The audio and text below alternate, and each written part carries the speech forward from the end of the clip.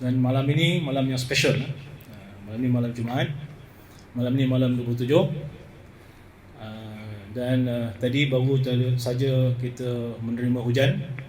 Jadi satu petanda saya baca ni bahawa jika malam itu malam Ramadan, malam Lailatul Qadar, dia akan ada hujan pada awal malam. Jadi menyediakan untuk malaikat turun. Itu yang saya baca lah. Jadi mudah-mudahan kita akan menemui malam Lailatul Qadar malam ini, insyaAllah. Jadi malam ni saya nak kongsikan satu soalan yang telah diajukan kepada seorang pendakwah rakan saya di Kuwait. Soalan ni diajukan oleh pelajar pemuda. Soalan dia kata, kalaulah Nabi Adam AS tidak diperdaya oleh iblis, tidak diperdaya oleh iblis, sehingga kan Nabi Adam AS lupa dan Siti Hawa pun lupa akan larangan Allah SWT supaya jangan makan buah yang terlarang di syurga. Maka kita akan berada di syurga sekarang ini, dan kita tidak akan bersusah payah di dunia. Contohnya kita berpuasa, lapar dan dahaga 1 bulan sebagai contoh. Jadi bila rakan saya ni menerima soalan tersebut, dia tergamam. Otak dia berhenti sebab dia terperanjat menerima soalan sedemikian. Jadi itulah cabaran pendakwah zaman sekarang ni. Dia akan menerima pelbagai soalan. Jadi sebagai pendakwah, dia kata dia kena bersedia untuk respon kepada soalan tersebut. Jadi jawapannya dia kata mudah saja.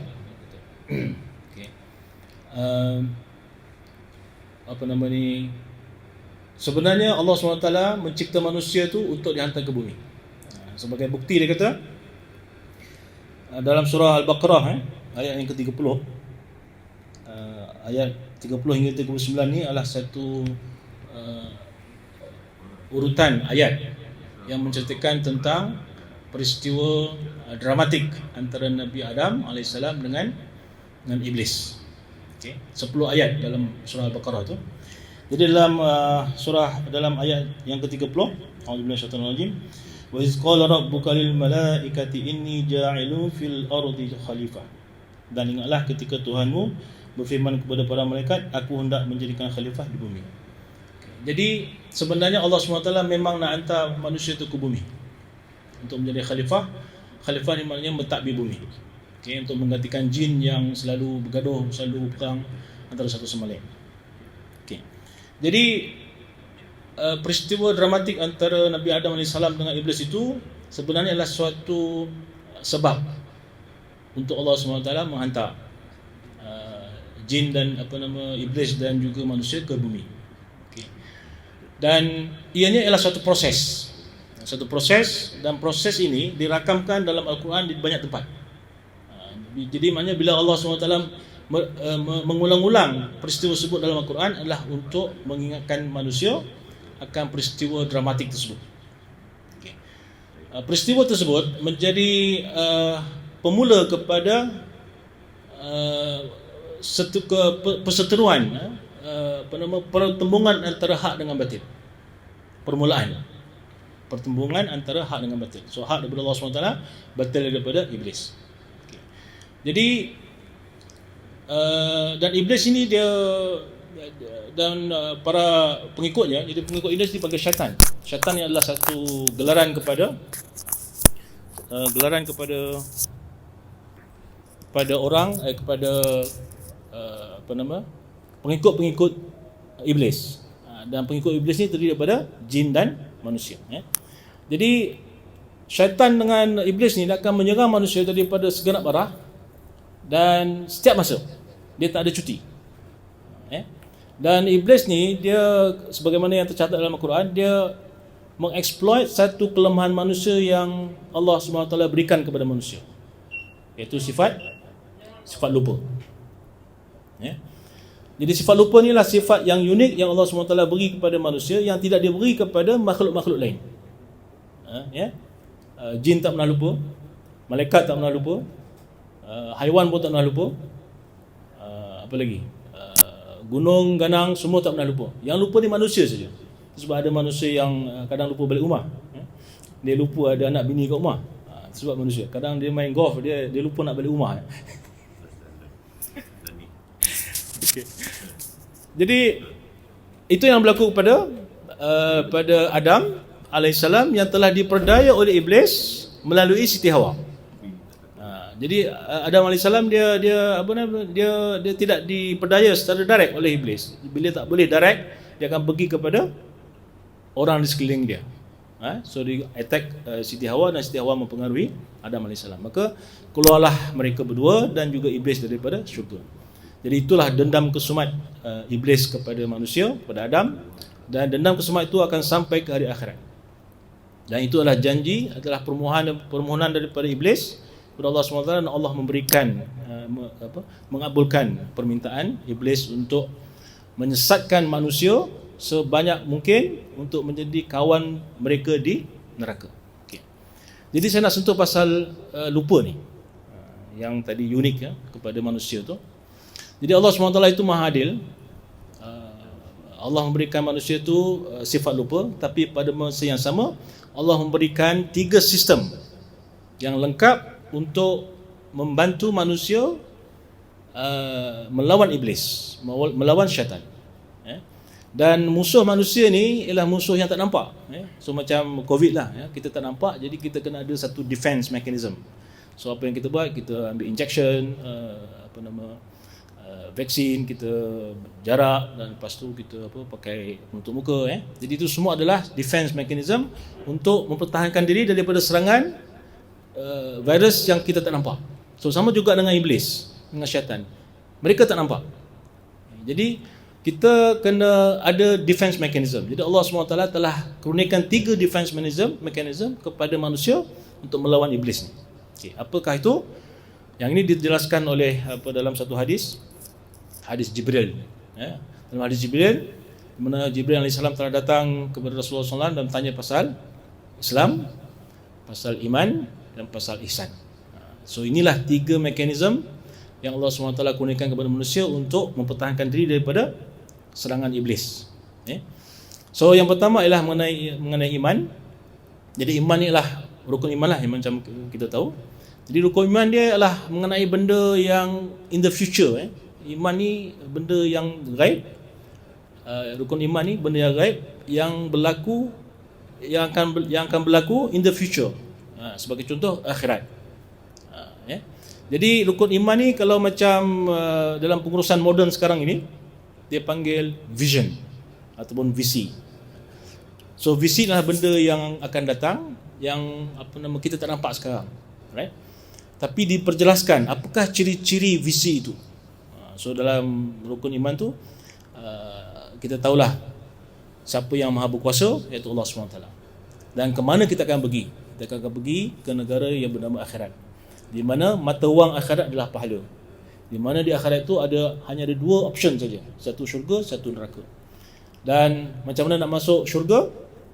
Kita kena mendapat redha daripada Allah SWT. So macam mana dapat redha? Kita kena redha dengan apa yang Allah takdirkan untuk kita. So itulah qada dan qadar.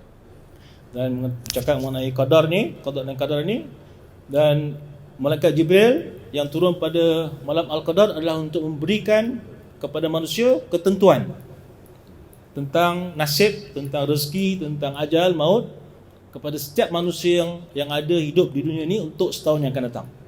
Itu adalah tugas malaikat Jibril pada malam Al-Qadar. Okay. Jadi itu sebab kita kena banyak-banyak berdoa, kita minta keampunan kepada Allah SWT, kita minta dipanjangkan umur, dimurahkan rezeki dan sebagainya. Semoga ketentuan itu boleh ditukar, boleh diubah. Jadi kita mohon, jadi insya-Allah akan dimakbulkan. Okay. Jadi itu mengenai rukun iman yang memberikan kita visi ke arah akhirat itu. Okay. Kemudian yang kedua ialah rukun Islam, di mana kita ada 6 rukun Islam. Ada lima. Okay. Okay, yang pertama adalah syahadah. Okay. Berapa kali kita bersyahadah satu hari?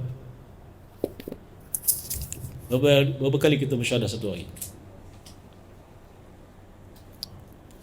Tak ada boleh jawab.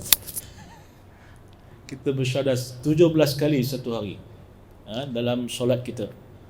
Itu minimum requirement sebagai seorang Islam, kita wajib mengucapkan syahadah 17 kali dalam sehari semalam dalam solat kita, dalam solat 5 waktu. Okay. Jadi kenapa kita kena bersyahadah? Itulah declaration yang kita ni orang Islam. Okay. Jadi bila kita bersyahadah, kita tahu kita ni Islam. Itu satu. Yang kedua adalah bila kita berulang-ulang menyebut sesuatu, dia akan membuatkan kita ingat.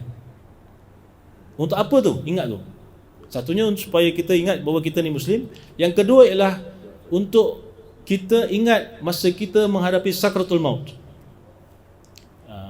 Ada satu hadis, bila kita mengucapkan syahadah ketika kita meninggal, maka insya-Allah syurga hadiahnya. Jadi kita sebenarnya prepare ourselves untuk menghadap masa sakratul maut tu, untuk kita mengucap syahadah itu. La ilaha illallah. Dan ini adalah suatu tips untuk siapa yang ingin mencapai matlamat ataupun cita-cita ataupun target. Jadi kalau ada satu target yang besar, okay, kita ulang target tersebut dalam hati kita ataupun kita baca, kita sebut 17 kali satu hari. InsyaAllah kita akan capai matlamat tersebut. Sebab target tu bila kita ulang-ulang, dia akan mengingatkan sistem minda kita, sistem body kita untuk mencapai apa yang kita nak capai. Itu syahadah. Yang kedua ialah solat. Okay.